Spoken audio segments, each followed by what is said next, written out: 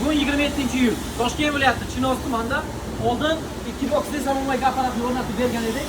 Mana 5-6 oy ketyapti. Apparatlar shotli klientlari yaxshigina kelib turibdi.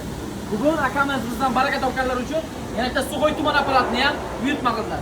Kelib, kech bo'lishiga qaramasdan uni o'rnatib berdik. Hozir endi buni ishlatib ko'rsatamiz. Yaqinroq olib beramiz. Ekranda 10 ming so'm turibdi. Lakosta tugmachani bosamiz. Endi buni chiqishini qarang. Chiqishini ko'ryapsizlar? Ventilyatorda mashina tugiga kelsak, mashina ichki salonni ko'rsating operator. Ichki salonda nimalar bo'lib ketyapti? Atirga zaharlanyapti ichki salon.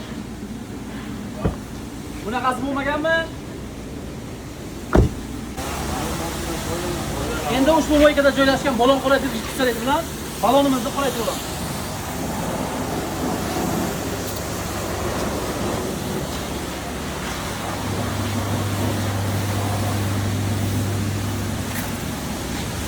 Atir sepildi.